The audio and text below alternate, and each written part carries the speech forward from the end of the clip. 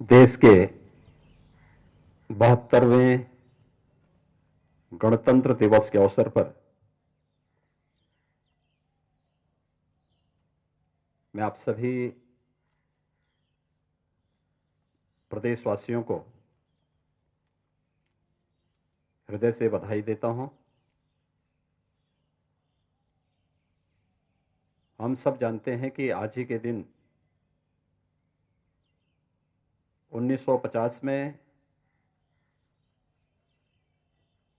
इस देश की व्यवस्था को संचालित करने के लिए इस देश ने अपना एक संविधान लागू किया था।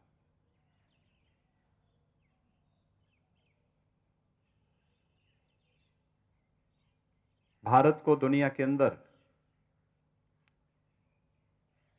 सबसे बड़े लोकतंत्र के रूप में स्थापित करने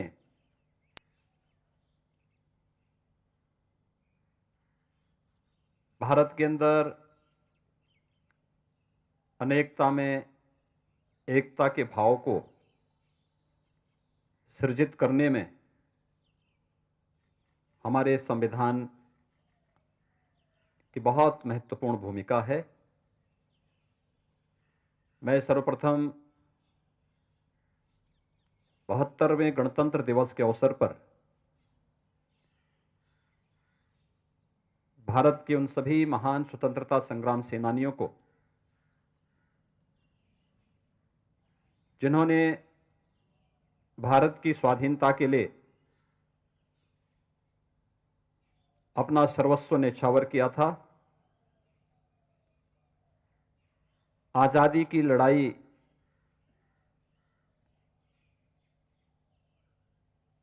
के लिए उन्होंने अपना योगदान दिया था, ऐसे उन सभी स्वतंत्रता संग्राम सेनानियों के प्रति विनम्र श्रद्धांजलि अर्पित करते हुए उन्हें कोटि कोटि नमन करता हूं। आजाद भारत में देश की सीमाओं की रक्षा करते हुए,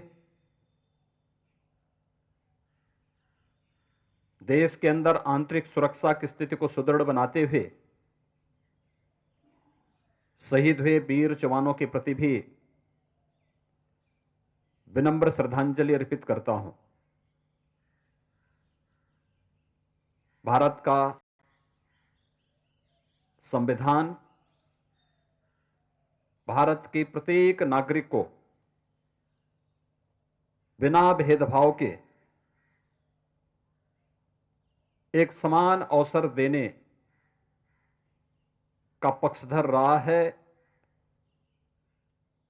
और आजादी के बाद 1950 में संविधान लागू होने के साथ ही भारत के प्रत्येक नागरिक ने भारत के संविधान की ताकत का एहसास भी किया है। चाहे वह महिला पुरुष के बीच में लिंग के आधार पर होने वाले किसी भी भेदभाव का हो, जाति मत मजहब क्षेत्र और भाषा के आधार पर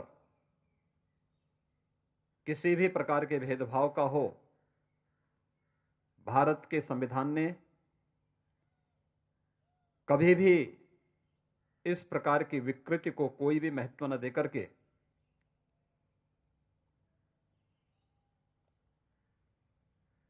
देश के अंदर भले ही जातियां अनेक हों, उपासना विधियां अनेक हों, मत और मजहब के आधार पर लोगों की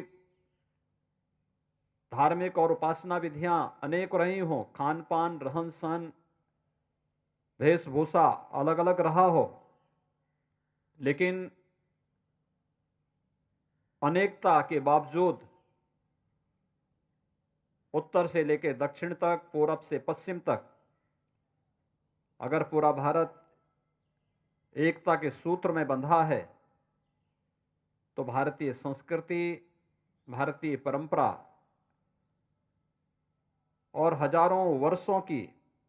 उस महान विरासत को समेटे हुए भारत के संविधान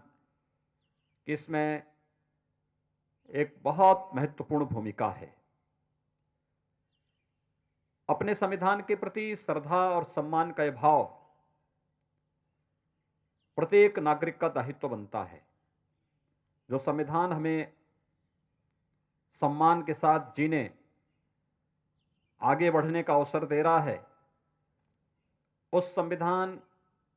के मूल भावों का सम्मान करते हुए, जहां पर हमारे पास केवल अपने संवैधानिक अधिकारों की ही बात नहीं, बल्कि इस राष्ट्र के प्रति, राष्ट्र के संवैधानिक महत्व के स्थलों के प्रति और भारत के प्रत्येक नागरिक के प्रति हम सब का क्या दायित्व है, उन कर्तव्यों का बोध भी हमारा संविधान हमें कराता है। हम सबको भारत के संविधान पर गौरव की अनुभूति होनी चाहिए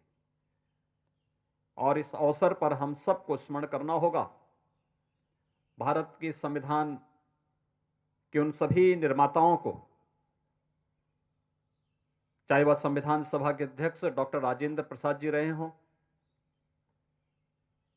संविधान सभा की ड्राफ्ट कमेटी के अध्यक्ष जिनके नेतृत्व में भारत के संविधान का यह मसौदा तैयार हुआ था, बाबा साहब डॉक्टर भीमराव अंबेडकर जी रहे हों, जिन्होंने पूरे देश की भावनाओं को भारत के संविधान के अंदर समाहित करते हुए भारत के प्रत्येक नागरिक को संविधान के प्रति श्रद्धा और सम्मान का भाव व्यक्त करने के लिए एक भाव दिया है। मैं इस अवसर पर भारत के संविधान निर्माण से जुड़े हुए भारत माता के उन सभी महान सपूतों को भी इस अवसर पर विनम्र श्रद्धांजलि अर्पित करता हूं। ये 26 जनवरी की तिथि हमारे लिए केवल संविधान लागू करने की तिथि नहीं है। इससे पहले 26 जनवरी की तिथि को इस देश ने स्वतंत्र होने के पूर्व, इस देश में जब ब्रिटिश हुकूमत थी,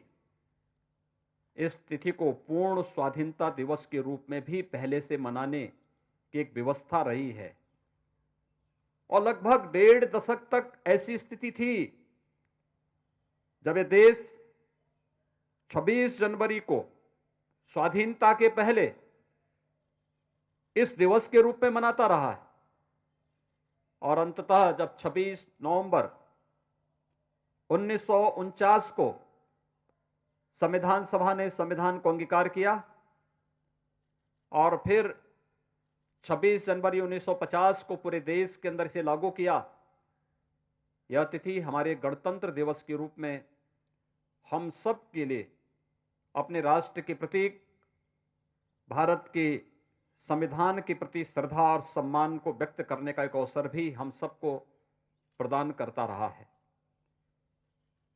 देश के अंदर हम 72वां गणतंत्र दिवस ऐसे अवसर पर उमंग और उत्साह के साथ मना रहे हैं जब पिछले लगभग 10 महीनों से पूरा देश और पूरी दुनिया वैश्विक महामारी कोरोना की चपेट में है। आपने देखा होगा इस पिछले 10-11 महीनों से लगातार दुनिया के अंदर भी, देश के अंदर भी और प्रदेश के अंदर भी किस प्रकार की परिस्थितियां थीं। कहते हैं कोरोना महामारी इस सदी की सबसे तीव्रतम संक्रमित होने वाली महामारी है। पहली बार लॉकडाउन कैसे होता है इस देश ने यह भी देखा। राष्ट्रीय अनुशासन कैसे होता है, देश के माननीय प्रधानमंत्री जी के आह्वान पर पूरे देश ने राष्ट्रीय अनुशासन का जो परिचय दिया, उसका परिणाम भारत के 135 करोड़ नागरिकों की जीवन की सुरक्षा कोरोना महामारी से बचाते हुए हम सब ने अपनी आंखों से देखा है। अन्यथा हेल्थ इंफ्रास्ट्रक्चर ही इस महामारी से अगर बचा पाती तो दुनिया के अंदर बड़े बड़े देश हैं जिनके पास, चाहे वह अमेरिका हो, यूरोप के कई देश हैं जहां पर हेल्थ इंफ्रास्ट्रक्चर की जब हम बात करते हैं तो उनके पास हेल्थ इंफ्रास्ट्रक्चर भारत से कई गुना अच्छा है। लेकिन कहीं ना कहीं जो एक अनुशासन का भाव है, जहां इसमें कमी आई, उसका परिणाम क्या रहा?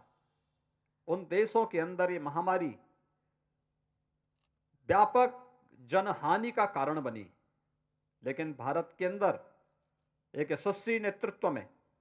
समय से लिए गए निर्णय और फिर निरंतर संवाद के माध्यम से दुनिया के सबसे बड़े लोकतंत्र में सभी अधिकारों के साथ जिस देश के नागरिक जी रहे हों, आगे बढ़ रहे हों,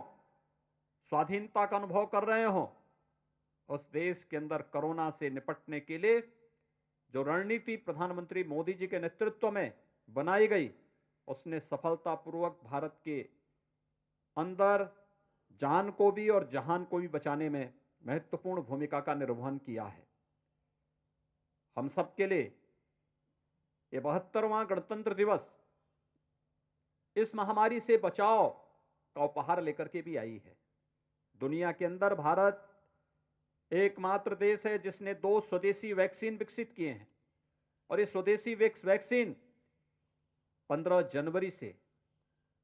देश के हेल्थ वर्कर्स को लगती हुई दिखाई दे रही हैं। उत्तर प्रदेश में अब तक 2 चरणों में ये वैक्सीन लग चुकी है। अभी 28 और 29 को फिर से हेल्थ वर्कर्स को इस वैक्सीन को लगाने की प्रक्रिया होगी और हमारा प्रयास है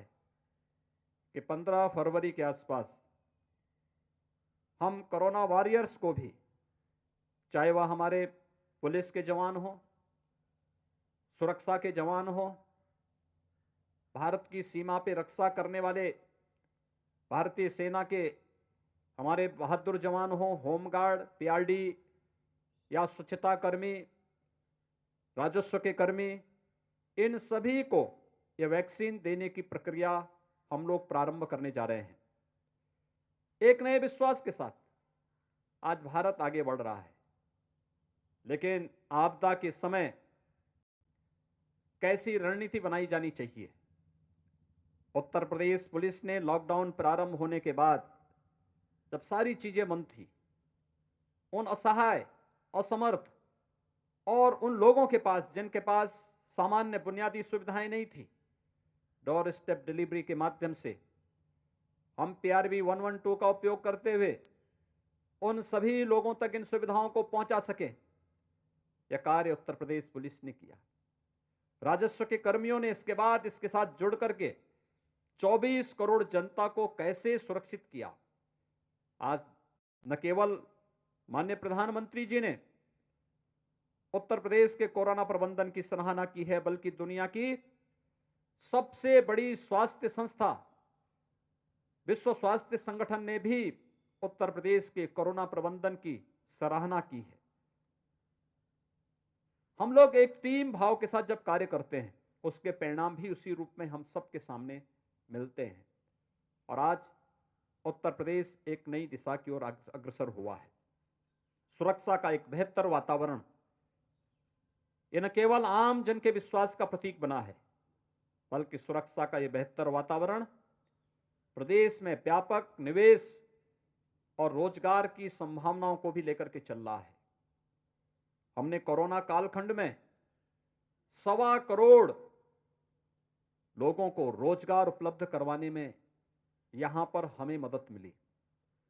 अगर निजी क्षेत्र में निवेश नहीं होता तो संभवतः हमारे लिए एक चुनौती होती, लेकिन सुरक्षा का जो बेहतर वातावरण प्रदेश के अंदर बना, उसका परिणाम है वह जनविश्वास का प्रतीक बना। देखते ही देखते दुनिया के सभी निवेशक और उद्यमी उत्तर प्रदेश के अंदर निवेश करने के लिए आज उनके अंदर एक ललक है। उन लोगों में एक प्रतिस्पर्धा प्रारंभ हुई है कि हम भी उत्तर प्रदेश के अंदर निवेश करेंगे और इस निवेश का परिणाम उत्तर प्रदेश के नौजवानों को नौकरी, रोजगार और साथ साथ उसको देखते हुए स्वरोजगार की भी सुविधाएं प्रदेश के अंदर प्राप्त हो रही हैं। यह देश आभारी है प्रधानमंत्री मोदी जी का जिन्होंने लॉकडाउन के दौरान गरीब कल्याण पैकेज के साथ ही भारत को एक स्वावलंबी और सशक्त राष्ट्र के रूप में अग्रसर करने के लिए आत्मनिर्भर भारत का एक नया मंत्र देश को दिया। आत्मनिर्भर भारत का यह मंत्र हमारे परंपरागत उद्यम और उत्पाद से प्रारंभ होता है। उत्तर प्रदेश 2018 में ही एक जनपद एक उत्पाद की अपनी व्यापक कार्य योजना के माध्यम से इसे आगे बढ़ा चुका है। एक जनपद एक उत्पाद, ये हमारे परंपरागत उद्यम है जो पहले से ही उत्तर प्रदेश के अंदर थे, लेकिन उपेक्षा के कारण उन पर कहीं भी शासन और प्रशासन की दृष्टि न जाने के कारण वे लोग उपेक्षित महसूस कर रहे थे। लेकिन आज एक जनपद एक उत्पाद की हमारी ये कार्य योजना आत्मनिर्भर भारत का आधार बनती हुई दिखाई दे रही है। प्रदेश के अंदर अन्नदाता किसानों के लिए जिस प्रकार के कार्यक्रम चलाए गए, पिछले 6 वर्षों के दौरान देश के अंदर किसानों के हितों के लिए जिस प्रकार के कार्यक्रम चले, चाहे वह सॉयल हेल्थ कार्ड का हो, प्रधानमंत्री फसल बीमा योजना का हो, प्रधानमंत्री कृषि सिंचाई योजना का हो, स्वामीनाथन कमेटी की रिपोर्ट के अनुसार किसानों को लागत का 1.5 गुना दाम देने का हो, या फिर किसानों को दी जाने वाली प्रधानमंत्री किसान सम्मान निधि का लाभ हो, ये व्यापक पैमाने पर देश के अंदर आज हम सब महसूस कर सकते हैं। और उत्तर प्रदेश इस मामले में सौभाग्यशाली है। प्रधानमंत्री किसान सम्मान निधि में उत्तर प्रदेश के अंदर 2,35,00,000 से अधिक किसान इस योजना का लाभ ले रहे हैं, जिसमें 6,000 रुपये सालाना प्रत्येक किसान को भारत सरकार के सहयोग से प्राप्त हो रही है। प्रधानमंत्री किसान सम्मान निधि ने इन सभी किसानों के जीवन में एक नया परिवर्तन दिया है, उन्हें किसी भी प्राकृतिक आपदा में बचाव का एक रास्ता दिया है। और यही नहीं, प्रदेश के अंदर प्रोक्यूरमेंट की पॉलिसी ने केवल धान और गेहूं का जो प्रोक्यूरमेंट प्रदेश के अंदर हुआ है विगत 3 वर्षों के दौरान, इसमें किसानों के खाते में 60,000 करोड़ रुपए प्रदेश सरकार ने डीबीटी के माध्यम से दिए हैं। गन्ना किसानों की बंद हो रही चीनी मिलों को प्रदेश के अंदर फिर से चलाया गया। कोरोना कालखंड में 119 चीनी मिलें चली और विगत 3.5 वर्ष के दौरान प्रदेश के अंदर 1,15,000 करोड़ रुपए के गन्ना मूल्य का भुगतान भी किसानों को कराया गया। युवाओं के लिए प्रदेश के अंदर 4 लाख प्रदेश के युवाओं को सरकारी नौकरियां उपलब्ध करवाने में, 15 लाख नौजवानों को रोजगार के साथ जोड़ने में, 1.5 करोड़ नौजवानों को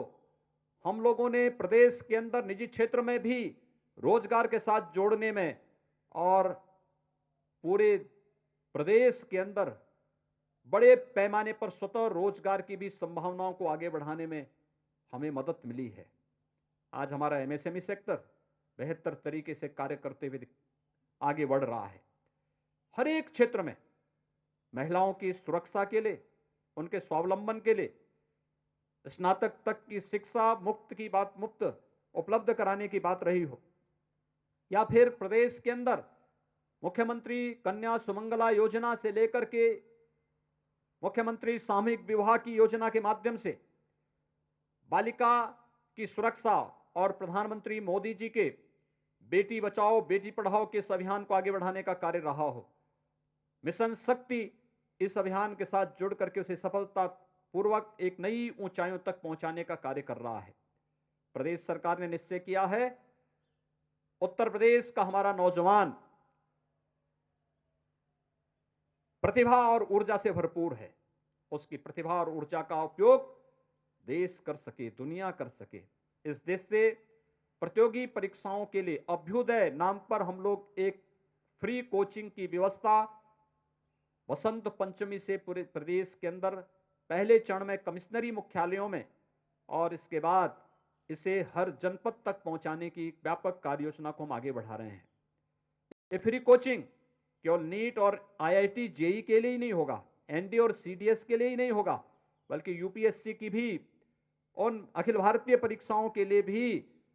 उन सभी नौजवानों को एक अवसर प्रदान करने, उन्हें एक प्लेटफॉर्म उपलब्ध कराने का एक मंच होगा, जिसमें हमारे प्रशासनिक अधिकारी भी क्लासेस लेंगे। अपने अनुभव का लाभ उन नौजवानों को देंगे और इसमें हम लोग जितो भी बेहतर फैकल्टी हो सकती है उसकी कार्य योजना को पूरी तैयार करके उसको लागू करने के लिए पूरी प्रतिबद्ध हैं। हमारे लिए यह वर्ष बहुत महत्वपूर्ण है। यह वर्ष हमारे लिए महत्वपूर्ण इसलिए भी है, देश की आजादी के लिए को एक नई दिशा देने वाले चोरी चोरा की घटना का शताब्दी वर्ष भी ये पड़ने जा रहा है और साथ ही साथ देश की आजादी के 75 वर्ष पूरे होने जा रहे हैं। उसके उपलक्ष्य में भी इस वर्ष स्वाधीनता दिवस से एक नए कार्यक्रम प्रारंभ होंगे। प्रदेश के अंदर चोरी चोरा की घटना को ऐतिहासिक परिप्रेक्ष्य में रखते हुए प्रत्येक नागरिक तक भारत के महान स्वतंत्रता संग्राम सेनानियों के बारे में हम लोग आम जन के मन में एक भाव पैदा कर सकें, इस एक कार्यक्रम की रूपरेखा प्रारंभ की गई है। 4 फरवरी को चोरी चोरा गोरखपुर में इस कार्यक्रम का शुभारंभ करने का निश्चय किया गया है। आदरणीय प्रधानमंत्री जी का मार्गदर्शन और उनका आशीर्वाद इस कार्यक्रम को प्राप्त होकर के हर एक शहीद स्थली पर अपने भारत के महान स्वतंत्रता संग्राम सेनानियों, वीर जवानों के प्रति श्रद्धा और सम्मान का भाव व्यक्त करने का एक अवसर यह वर्ष भर चलने वाले कार्यक्रमों के माध्यम से प्राप्त होगा। आज जब एक बार फिर से हम लोग 72वें गणतंत्र दिवस के इस आयोजन के साथ जुड़े हुए हैं, यह भारत के संविधान के प्रति सम्मान का भाव जागृत करने का एक माध्यम हम सबको प्रदान कर रहा है। और भारत का संविधान जो हमें केवल अपने मौलिक अधिकारों के साथ ही नहीं बल्कि अपने उन कर्तव्यों के प्रति भी आगाह करता है जो एक नागरिक के रूप में, एक राष्ट्र के एक नागरिक के रूप में हम सबके हैं। और हमें याद रखना होगा कि हमारा व्यक्तिगत जीवन ही नहीं है, हमारा सार्वजनिक जीवन भी है। और ये सार्वजनिक जीवन हमें एक धर्म की प्रेरणा देता है और धर्म है राष्ट्र धर्म।